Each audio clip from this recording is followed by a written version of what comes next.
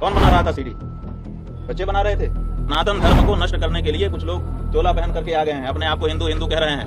अब बहुत सारे महात्मा है जो कह रहे हैं कि हम सत्ता के साथ हैं। अरे भाई, बता रहे हैं कि दो बच्चों के साथ इस तरह की घटना हुई। बात यह है कि हम तो आप लोगों के कैमरों की जद में थे।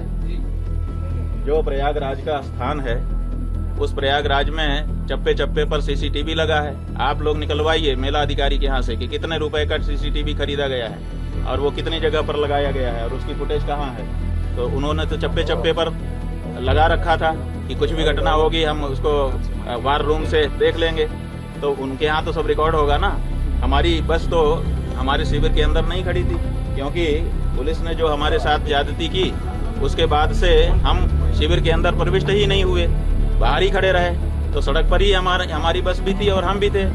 तो ऐसी परिस्थिति में वो सब सीसीटीवी की कैद में है। दूसरे दिन रात आप लोगों का कैमरा हमारे ऊपर लगा हुआ था और उसमें कहना कि हम ये सब कर रहे थे, कितनी नीचता की बात है। और ये भ्रम फैलाया जा रहा है कि गुरुकुल में ये सब हो रहा है। हमारे गुरुकुल में जब वो लड़के कभी प्रविष्ट ही नहीं हुए, पढ़े ही नहीं, उनका हमारा कोई लेना देना ही नहीं है।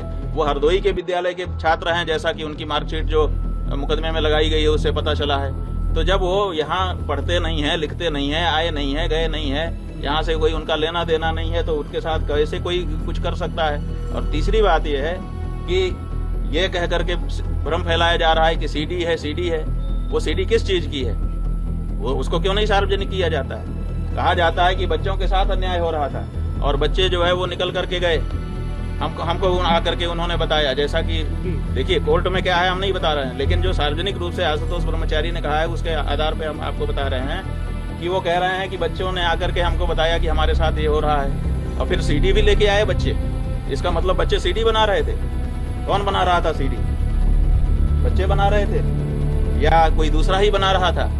तो ये सब ऐसे सवाल हैं जिनका जवाब आने वाले दिनों में पूछा जाएगा और उनको जवाब देना पड़ेगा। महाराज जी, किस एजेंसी पर आपको भरोसा है? ये बात ये है बंधु, इसको समझिए और आपके माध्यम से जनता भी समझे कि सनातन धर्म को नष्ट करने के लिए कुछ लोग चोला पहन करके आ गए हैं, अपने आप को हिंदू हिंदू कह रहे हैं। उनका काम हिंदुओं का नहीं है, वो हिंदुओं के विरोध में काम कर रहे हैं, लेकिन अपने आप को हिंदू सिद्ध करके कर रहे हैं।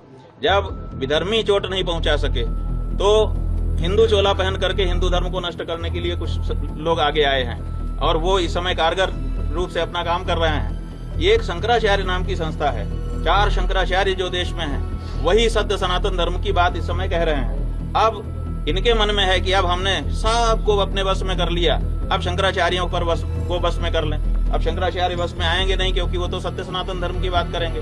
तो अब उनके ऊपर प्रहार करो, तरह तरह की बात करो, ताकि उनकी मर्यादा खत्म हो और मर्यादा समाप्त होने के बाद फिर जनता से वो हट जाएं और उसके बाद हम एकाधिकार करके जो हम कहें वही धर्म हो।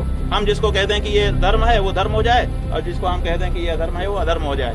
तो ये जो प्रक्रिया चल रही है उसी के अंतर्गत जैसे हम गौ हत्या बंदी की मांग उठा रहे हैं। अब बहुत सारे महात्मा है जो कह रहे हैं कि हम सत्ता के साथ हैं। अरे भाई, सत्ता के साथ रहो, कौन मना करता है? लेकिन जो गौ हत्या को समर्थन देने वाली सत्ता है, जिस सत्ता के समय में गौ हत्या बढ़ रही है, जिस समय गायों की संख्या घट रही है, जिस समय बीफ का निर्यात बढ़ रहा है, उस समय तो उनसे सवाल पूछो तो वो नहीं पूछ पा रहे हैं। वो कहते हैं हम इनके साथ हैं, वो ठीक है, उनके लिए सारी सुविधा है।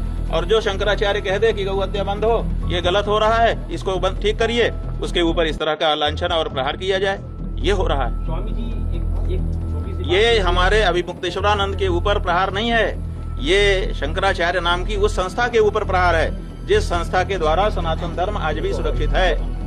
चलो।